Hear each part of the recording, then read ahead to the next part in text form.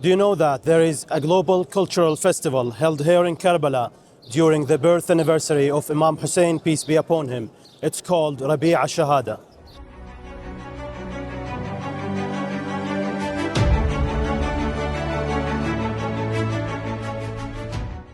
The festival includes book fairs, lectures, and cultural exhibitions. People from all over the world come here to share knowledge and ideas.